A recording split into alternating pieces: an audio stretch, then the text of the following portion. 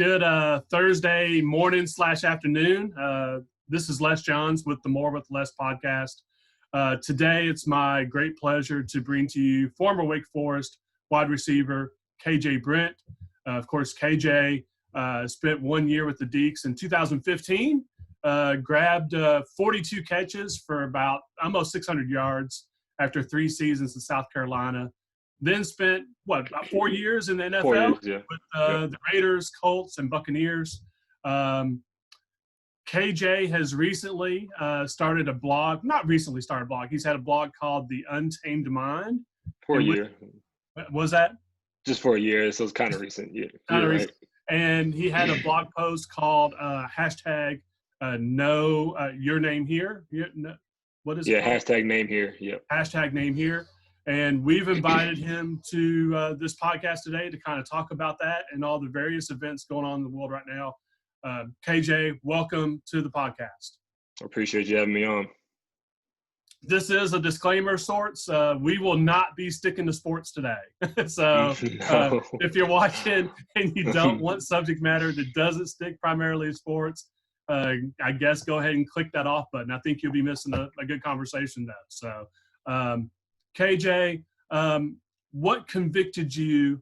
First of all, listeners and people watching this podcast, if you haven't yet read KJ's exposition, I encourage you to read that first and then come back to this podcast. So after you've read that, come back to this spot. And KJ, can you walk us through what convicted you to spend your Saturday morning writing that piece? So it was kind of an immediate urge. Obviously, I've been watching things kind of unravel ever since the George Floyd situation happened, Ahmaud Arbery, all this stuff that's been happening recently. And as I was watching, I don't know if you've seen, for those of you who do follow me on Twitter, I don't watch the news. I try and find the news as best I can and read. But when I do, I did want to watch and flip through multiple sources of news so I can get all sides and see what they were showing around all cities. Because as Twitter, I think is a big factor with media in the right way when you look at it in the right way. They've been sharing a lot of the things that have been going on around the city, but I also wanted to see from a news aspect, media aspect, what they were portraying. And I was watching it and just seeing a lot of the pain and frustration, and it was at nighttime, so a lot of the people were showing the rioting and looting. And I can't really explain what came over me, but I opened my laptop and just started writing. The title came quick. I didn't have to think about the title. And these kind of things, when I start writing, I don't, people ask me, like, how long did this take you to write? And this took me an hour and a half, at most 2 hours to write. And that's not, I wasn't rushing or I wasn't adding fluff, but when I write about stuff that I truly feel, I just kind of can flow. And that's what I did Saturday morning when I finished it. And I just put it out there. The approach that I've been taking is calculated, but it's not too calculated. I'm speaking on what I actually feel. And in the piece, like I said, like my emotions and feelings are pinned to my heart. I don't speak for anybody but me. And I felt the need to finally, after 26 and a half years, use my voice to actually talk about the situation. Because I'm biracial, my dad's black, mom's white, biracial people. And I've come to realize through talking with other biracial individuals over the past couple of days that they've kind of felt the same way about the stigma of growing up and, getting the jokes about you're not black enough to have this conversation, or, and it was all fun and games. Then you just kind of laugh at it because it's just what you do and you don't really think about it. But at this point, I'm pushing past that stigma, and a lot of the conversations and a lot of the talks that I've had over the past 6 days have been great. I've really had no negative feedback. I know there's a lot of people that don't agree with what I'm saying, and that's fine. But that's why I urge people that if you don't agree, let's talk. I'll try to change your mind if you don't agree. And, 9 times out of 10, it might not happen, but that's the kind of approach that I've been taking, because I think being calculated, being biracial, I do have a unique position to kind of see more than one side, because of my upbringing.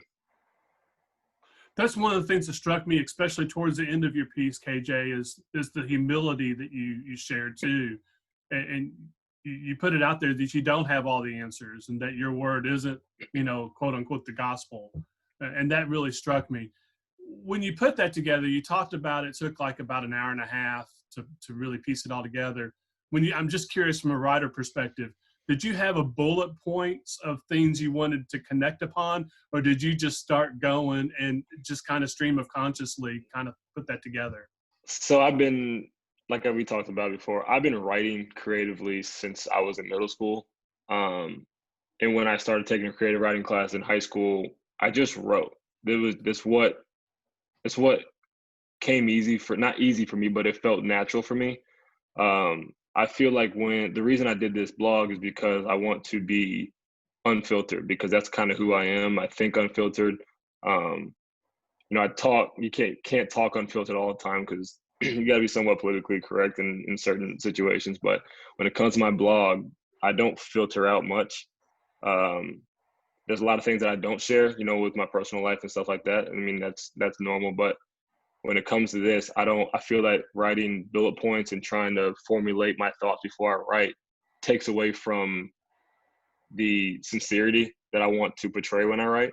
So that's why, I get the first paragraph. Now the first paragraph, I did have to do some research to kind of see, who the hashtag was founded by, all that kind of stuff, to see that.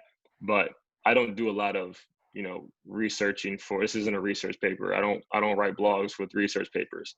I write my feelings, my thoughts, my emotions, and my experiences.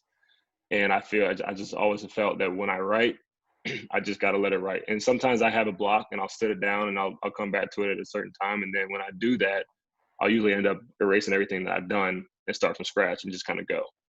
And it just feels better that way. It feels realer to me when I do that. And it's just kind of always how I've written.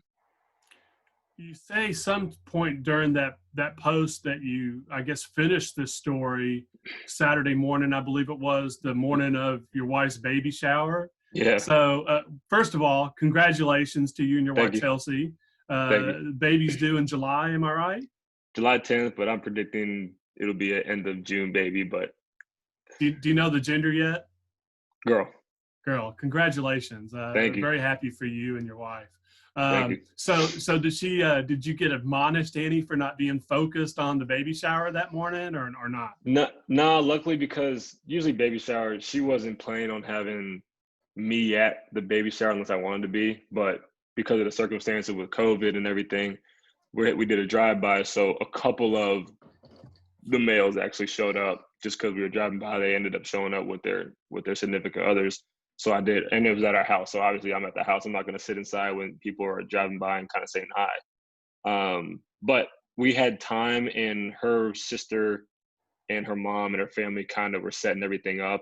So I had time to kind of, focus on that in the morning. It wasn't until 2, and, I don't have to get ready with her or anything. I can get showered up and ready within 15 minutes before it actually starts, because that's how men do it. So I had some time, and she knew what I was writing about, and she knew why I was writing what I was writing. So she had no problem with it, luckily. You talked about the way you did the drive-through baby shower, and that leads me, I guess, to my next question is, we've got the names Ahmaud Arbery, Breonna Taylor, and George Floyd. Do you think that with the quarantine going on and there isn't any sports going on, that's helped lead to this movement where the focus has not just been on that for a flashpoint, but it's stuck with it now for 8 or 9 days, which is kind of unprecedented in this modern media environment where things outrages last for like 30 minutes and then we're on to the next outrage. Do you think the state that the country's in terms of the quarantine has maybe helped keep focus on this in a strange way? Absolutely. I was talking to my mom actually yesterday, and she had seen a handful of teenagers out where we live on the corner of the road with, Black Lives Matter posters and all that kind of stuff. And they were white teenagers. And she called me and just wanted to tell me, she made the point too. I had agreed with this point, saying I think that people having the time to actually focus, because I get it. We live in a time where media is, everything's pushed at you, and you can get everything within 5 seconds. And along with having your daily routines and your own lives, things get, there's a lot of stuff going on. But life is slowed down. People have time. Not a lot of people are going to work every day. People are taking walks and, watching more TV and focusing on what's going on in the world a little bit more. And as there aren't sports to kind of focus on, which is a huge part of the world, we have time to focus on this.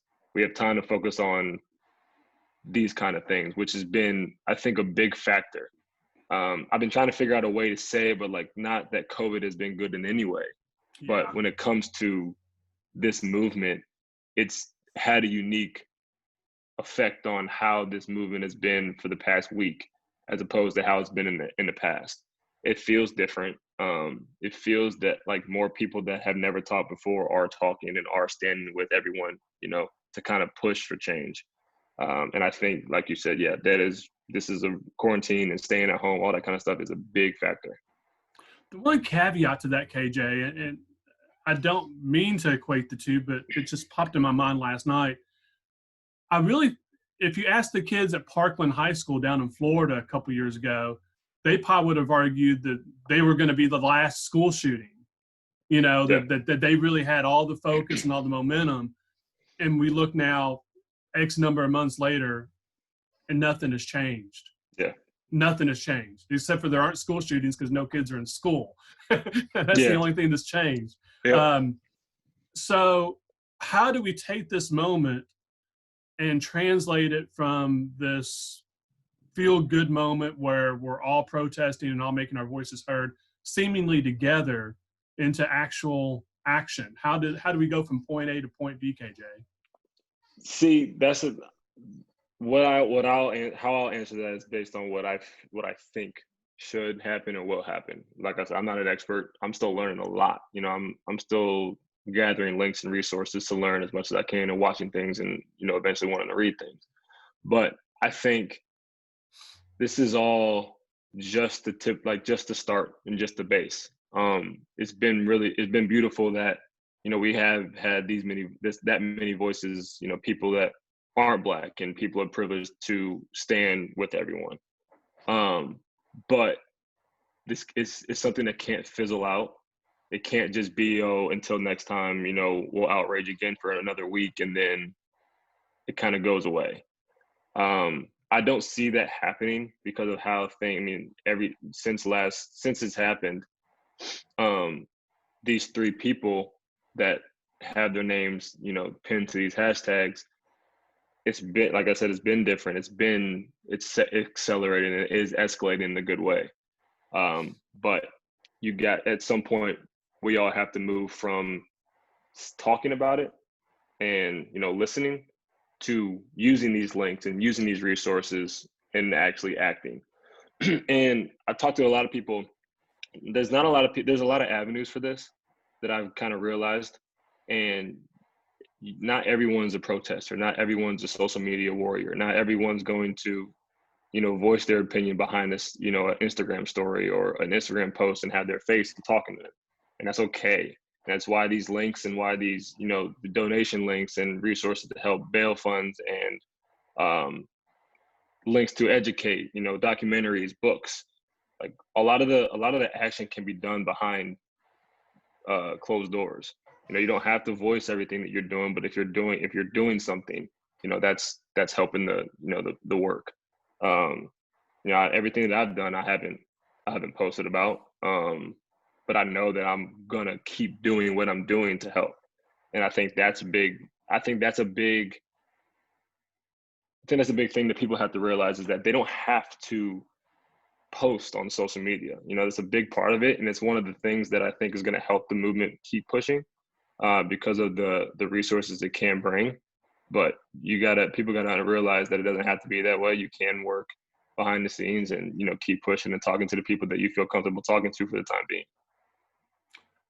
What's the reaction been for KJ Brent after you made this, put the story together? I feel like you've had an outpouring of support.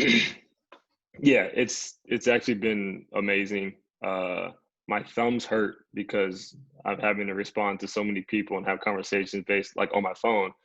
And I just put out a story earlier. I was like, if you guys want a voice message to take some, you know, pain off my thumbs, that'd be great. But I guess if you say no pain, no gain. So I don't really mind it. But it's been good. I got way more. I didn't expect the kind of turnout that I've received. A lot of it has been, I've gotten 99% of the people that have reached out to me after that have been people that I have never talked to this about. I've never seen talk about this, who are my friends who are white, who have, you know, kind of been in fear of, you know, how to go about this. You know, how do I say the right thing? What do I say? How do I gain the confidence to say something or do something? And one of the things that I think puts me in a unique stance is being biracial and having, you know, a broad taste of more than one side. Being able to have that calculated approach where I did grow up differently than a lot of people. I was able to grow up in a fortunate neighborhood, and I think I saw a lot of things in where I went to high school. That area, it was very subtle, but at the time you kind of don't notice it. But as you get older and you kind of look back, you realize that some things definitely need change where you're from. And it's been good to see the people that I grew up with that have never talked about this with me, you know, send me essays about, you know, how this has rocked them, how it feels different, and they feel upset and, you know, pain to just now be realizing that they want to do more. And it's good. It's not. It sucks to be able to feel that pain, but it's good in a way because they are realizing that they can do more and they want to do more. And I've just been trying to figure out ways to kind of boost that confidence. And I will always say, I'll keep saying, I'll repeat it, I might get annoying, but I'm no expert, but I do feel that I kind of have a place where I can kind of ease that kind of tension with the people that don't know what to say, because I haven't known what to say for 26 years. I'm still figuring that out. But, you know, at some point it's just kind of got to be, just say what you want to say. Expect that you might get some backlash, or you might get people that won't accept what you're saying. So it's not a perfect world. Not everyone's going to agree with what you say. But then once we say what we want to say, and once you say what you want to say, we got to sit back and be able to listen to the people that, you know, want to talk back to us. And it's been good. I've gotten a ton of responses. I've talked to a ton of people, whether that's on the phone, FaceTime, voice message, over Instagram DMs, Twitter, people that I know I'm really good friends with, people that I know a little bit, and people that I've never met in my entire life. You know, connect with people that live in other countries, that live in India, that seen what is going on in the country and asking how they can help. It's been crazy. But it's just making me want to talk more and wanting to learn more, so that when I do talk, you know, it's making a difference. Does it feel good that you realize that one voice can really make a difference, KJ? Yeah, feels great. I mean, because you got to think about it. The amount of people we have in our country, let alone our world, you know, if 75, 80% of the people get the feeling that I have had over the past week of just starting to speak out, it can do wonders. It's just, there's small stepping stones in the long run that'll make a big difference. There's a lot of stuff that needs to be changed immediately, but there's a lot of stuff with this issue that I think won't happen for a long time, just because it's been so deeply rooted and ingrained in our society. But that's all part of the fight. You know, you gotta figure out what can change now, and then you got to keep fighting once you realize what, is going to take time and, effort and everybody together to kind of see that change. Talked about finding your voice as you're 26 years old now. Do you think that this movement will lead to current student athletes finding their voice maybe a little bit earlier now? I mean, I'm starting to see it now on social media, Yeah. where current guys on current football rosters at college level are speaking out. I'm not used to seeing that. Yeah, I think so. I hope so. I remember back when I was in college, this social media was just starting up. So like there wasn't that prominent of a voice there. But things have obviously changed big time. And I think that generation, they find it a lot easier to find the voice, whether that is behind the keyboard in the right way first, and then kind of, stack on top of that. But the younger generations, I think, are going to be the ones that have the resources and knowledge and the determination to make the change that everyone is talking about. I've seen I think Steve Kerr was talking about our generations and saying, like, we've never seen generations like this because they are one of the most intelligent because of the research that we have at our disposal. And there's a lot more avenues to push people. So I think more college athletes will find that voice, and they got to put it's tricky in sports because college coaches and they're getting backlash for not talking. So I remember each team, you got to be careful. It's all about being politically correct, and you see a lot of the interviews over the past sports history, and a lot of the interviews and a lot of the answers from athletes are kind of the same because there's not a lot of stuff that you are able to say. But with this, I think we kind of got to ignore that. This is a lot bigger than sports. It's impact. It's big in sports, but it transcends sports. It's way bigger than sports. So I do hope, and I think that more college students and professional athletes and athletes just in all realms will be able to speak more, and hopefully they have the courage and the confidence to kind of push past that politically correct rhetoric that's been pushed for a long time. One thing I find mildly interesting in that, KJ, is when I said stupid things when I was 18 to 22 years old. So although there's a lot of knowledge out there and there's a lot of socially conscious student athletes out there, I'm willing to bet that somewhere along the line someone's going to put something out there that probably doesn't represent themselves in the best light. Someone's going to make a mistake. Yeah. So my question is, how are the coaches and administrators going to support that person when they make that mistake? Because it's going to happen at some point, right? Yeah. I don't know. I've never been a coach, so I can't really speak on how to handle those situations.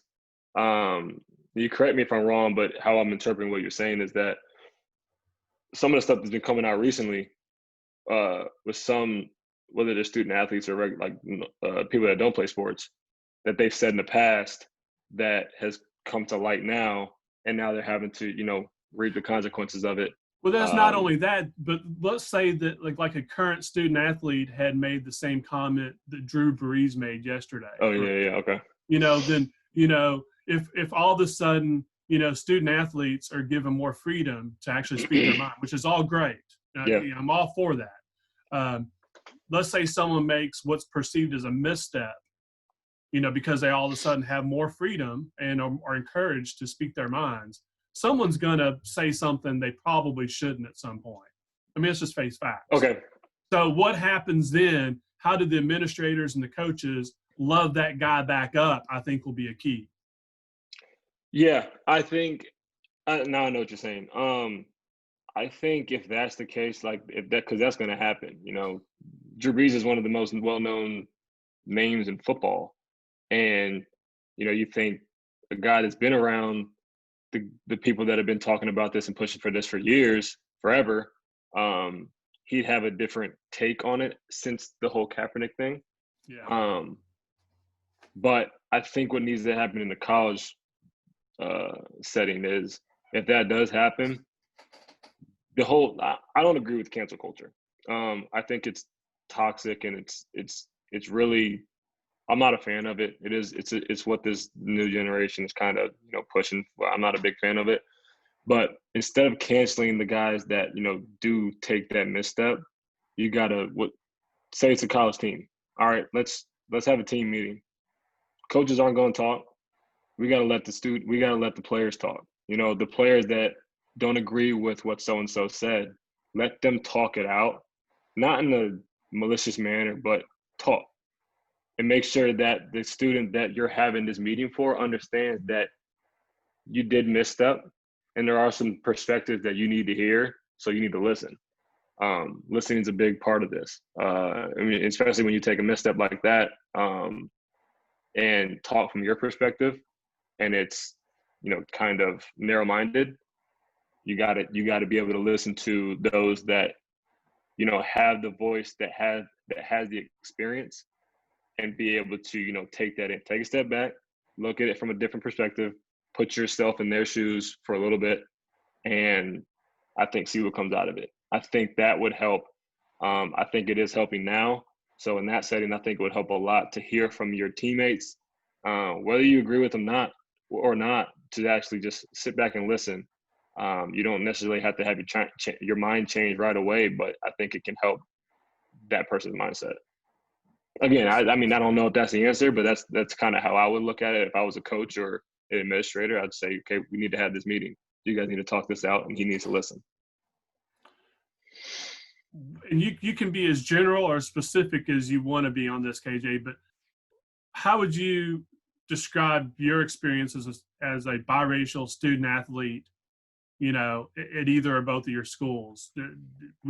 What obstacles did you face? How can you explain what your life was like versus what you perceived the life to have been for a white student athlete, for instance? Is that a fair question? Yeah, it's a fair question. I have more. I think I have more to say as when it comes to the Black part of it. Growing up where I grew up, being in the neighborhood that I was in, the school that I was at, and even when we got to college, I was, like I said, I've never been. The reason I never talked about it or felt like the need to talk about it, because we always got the jokes like, you're not Black enough, you're really like 75% white. You kind of laugh. It is what it is. It's just kind of, at the time, it is what it is. You laugh at it, and you kind of set it aside, and you keep pushing on. But I never really realized that kind of stuff was, hindering me from actually talking about it and actually wanting to learn and be confident in my voice. And that's, that was majority of what I got throughout high school and college. There wasn't a ton, me and Chelsea have gotten looks because I'm obviously darker than she is. And at first glance, not a lot of people think that, oh, he's half white. Chelsea and I have gotten to a lot of verbal disagreements with people that we don't know in Charlotte on the light rail, and she kind of had to. She's never experienced that when we first started dating. So I'm a little bit calmer when it comes to that. She has had to find out how to like deal with those situations, because she doesn't take well to them. And then, post college and out in the real world, I have had interactions with other people and police that I don't feel have been necessary, or comfortable. So as I've had a different upbringing, and I've experienced different things, I've also experienced some of the same things that, the people that they're speaking out about their oppression and, their difference. It's different, but in a lot of the ways it's the same. But I just feel that like I said, I'm in a unique position to kind of start talking and, kind of be a bridge. One of my friends that I talked to, she used that analogy, being the bridge in between both sides. because I'm both sides, I'm black and white. I've been able to see both sides. I learn from both sides. So if it can be that bridge, if I can be that bridge, being in this position that I'm in, that it make a lot of difference. Was there a part of your essay the other day that you found the most important, or the key point that you wanted to drive home to readers? I think the biggest point, and the thing that I've been pounding a lot, is this whole logic, the thinking about this from the point of logic. There's a lot of stats and a lot of logical arguments for this stuff, but that's not the place for this. This isn't an issue for logic and statistics. You can give me statistics, but then when you look at it from a history of the country, this is a system problem too. What do you have to say about a system? There's a lot of different ways to talk about this, which is why I keep saying, perspective, take a step back, listen, because I'm a person of logic too. I like to think things through with logic, because that makes the most sense. This is an issue where it doesn't make sense, right? Racism doesn't make sense. None of this makes sense. So you can't really think of it from that kind of standpoint.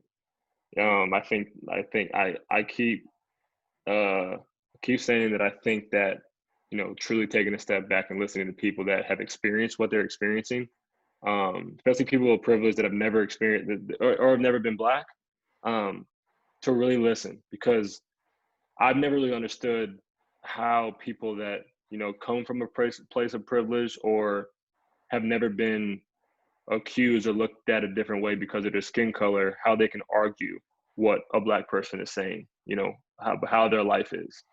But at the same time, I do kind of understand the fact that it is hard to empathize and understand what you, one, don't witness. There's a lot of people that have never witnessed some of this stuff. It's just how they've grown up in the places that they're in. And that's okay. But I say that just because I do understand not being able to empathize with something that you've never seen and never done. I think that's why listening, and really without the urge to argue, like I say in the piece, without the urge to kind of chime in when someone's talking and someone talking about their experiences in their lives. I think that can be a big factor in people joining the movement and joining the fight, instead of always trying to argue. I see it a lot. I've experienced it a lot. People argue it. But what about this? But what about this? It's not about that. We are telling people how it is, and there are some people that cannot understand that, and that has to be accepted at some point.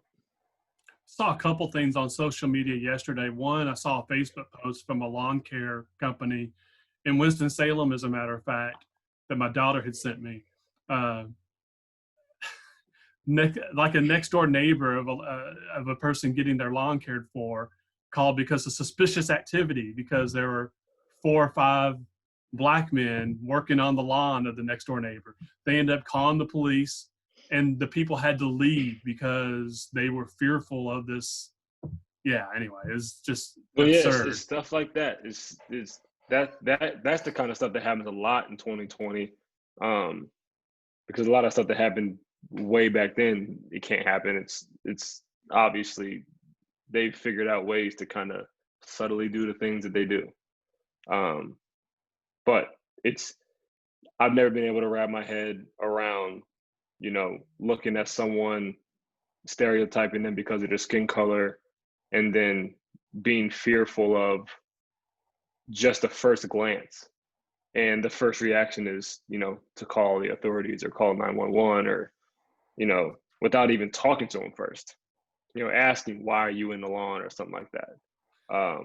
So it's just little things like that Clearly with lawn equipment. I mean, it's, Yeah, I mean, they're working on the lawn. They're obviously it's not like they're around they're working on the lawn. Like, that doesn't make a whole lot of sense. You might not see a lot of Black people in your area, but come on. I believe it's from California. Did you see the footage it hit yesterday of there were actually some looting or whatever that was taking place, and the police arrived on the scene and immediately went to like the black people that were there, ignoring the actual looters that were scurrying away. So They I actually think like apprehended I briefly. saw they were pointing to the people that were looting, and so I did see, because the tweets originally said that this woman was trying to show them who was rioting and looting, but they apprehended the black couple.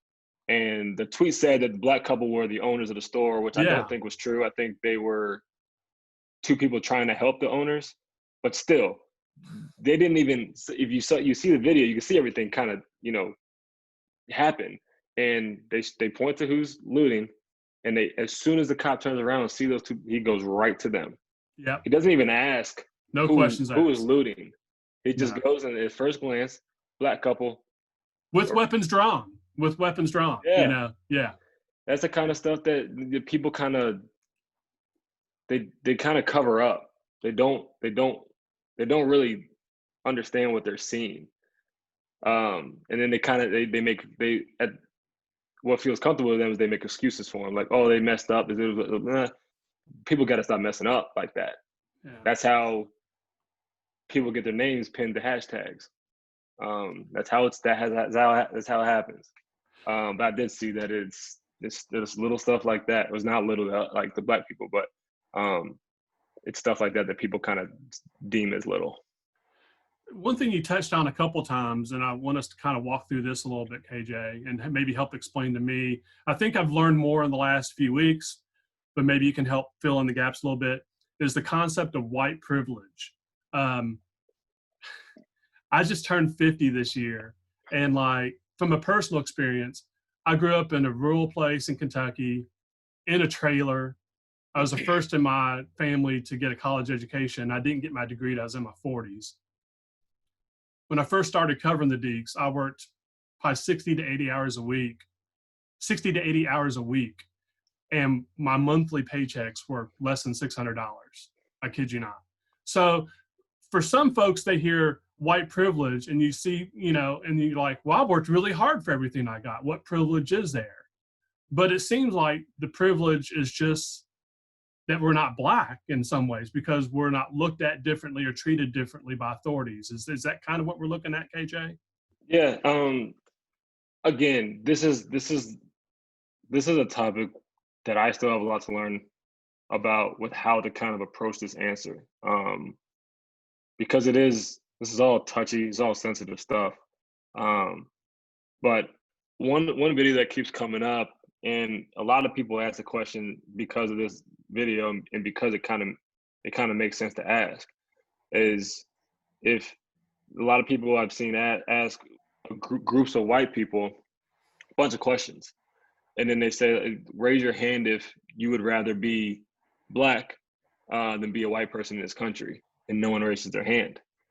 And I can't really remember what the questions were that they were asked before that, but you kind of, when you answer the question the way you did, and then don't raise your hand for the last question, that's it. That's a big.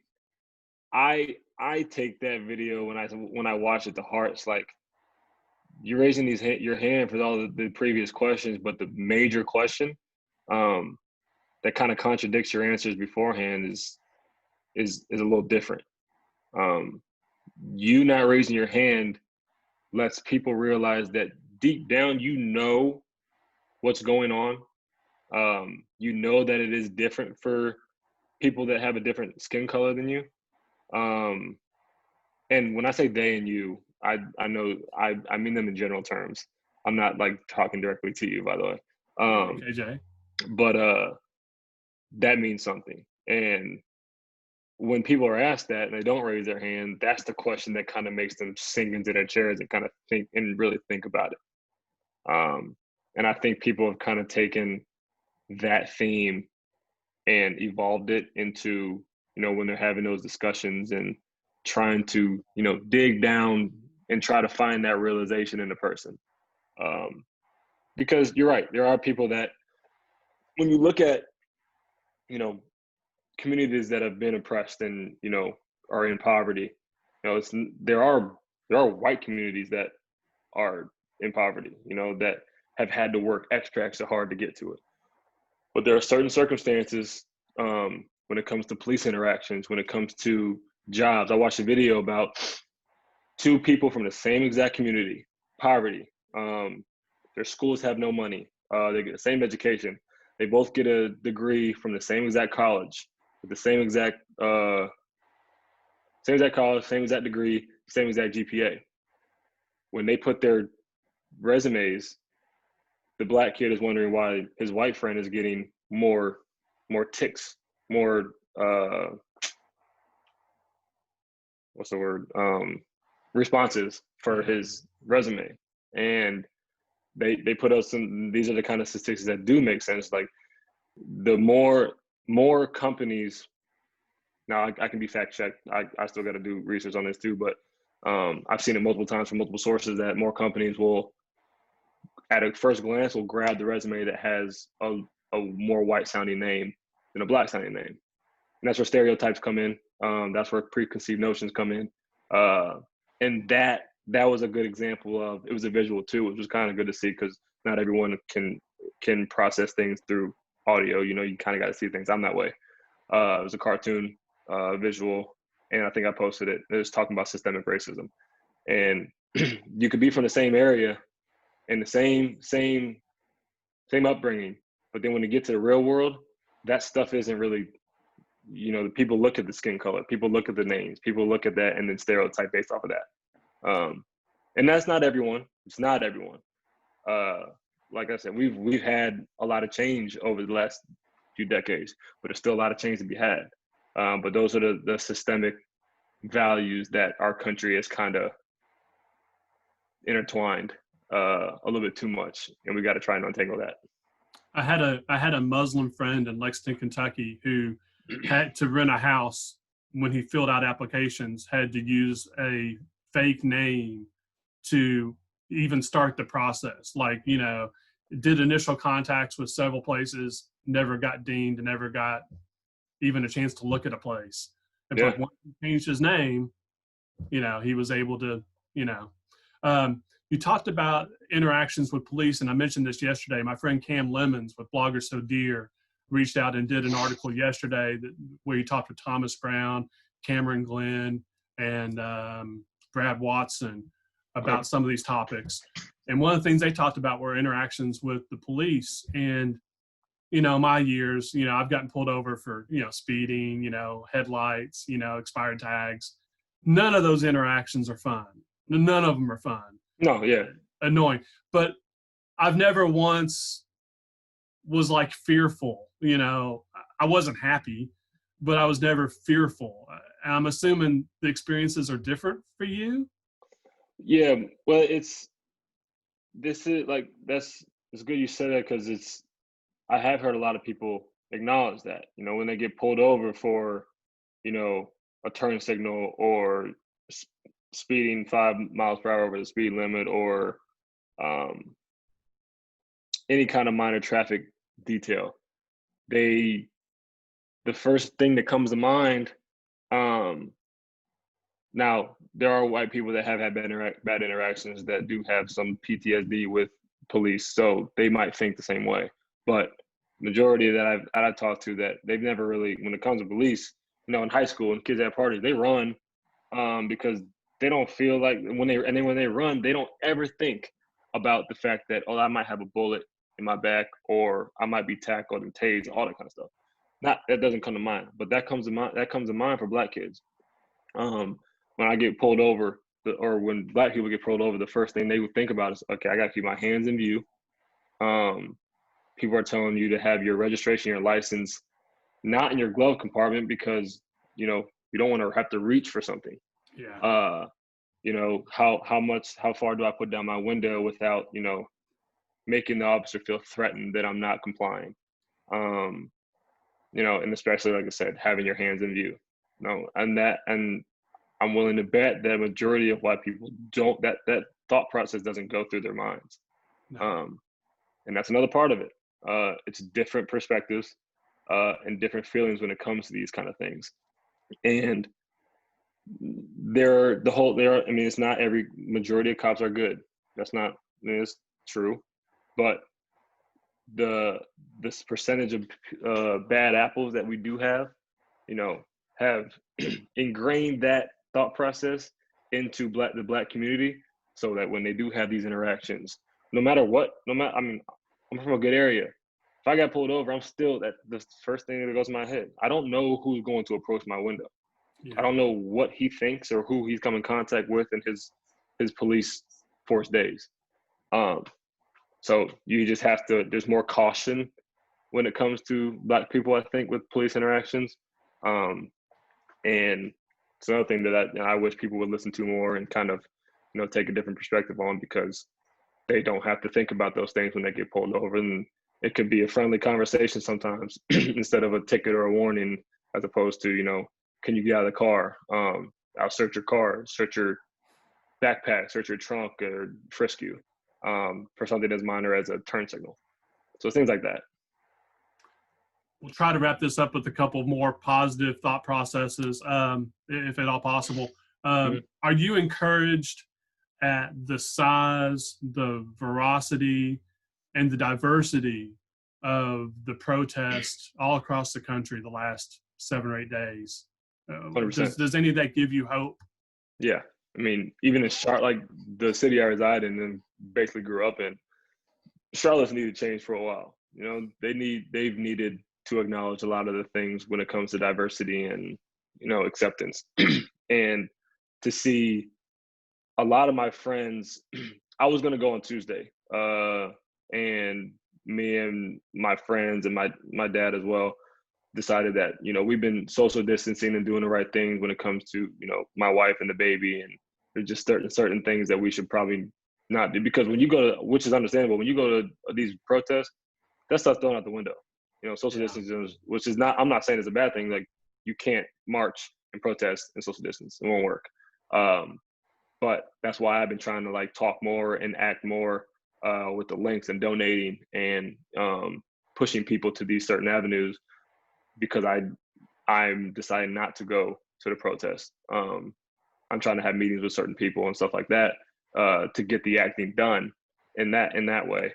But a lot of my friends that have gone, majority of them are black.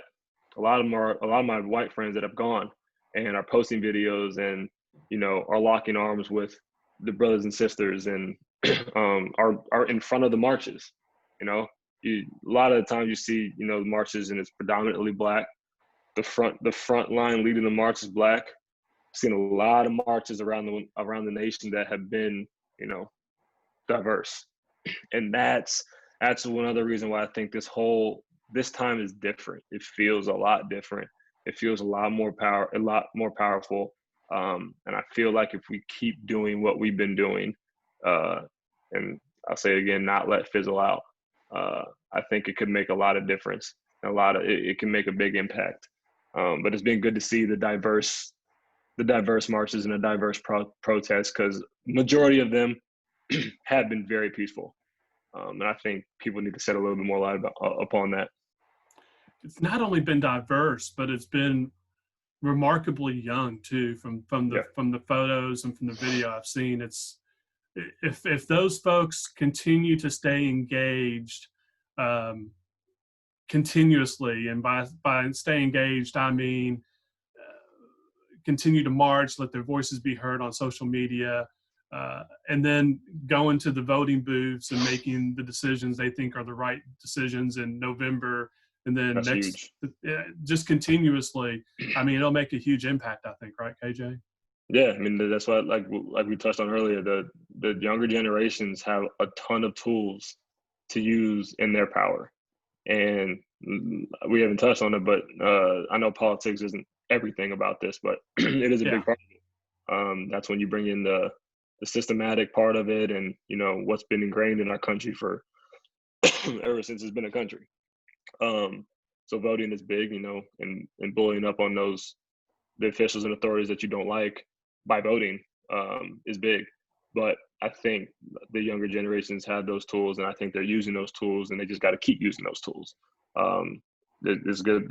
We're going to be the generations to kind of, accelerate this push. I feel like it's what I feel like so far. I don't feel like the younger generation realizes the power that they have. It's kind of like to me, it's Sean D. Brown and for Wake Forest basketball. I don't know how much Wake basketball you watched over the past years, but Sean D. Brown is so big, powerful, and strong. When he decided he wanted to go to the basket, there wasn't anybody going to get in his way. Yeah. And it's kind of like the youth; they don't realize yet the power that they have at the voting booth and in societal change. And if they could just channel that, they could really make a big impact. Yep. Channeling KJ, that and being educated too, that to being pushed to go to the voting booth. Yeah, that's big. Yeah. And we'll wrap it up. What are the 2 or 3 keys you think from this point forward to really making an impact on these issues? What needs to change, KJ?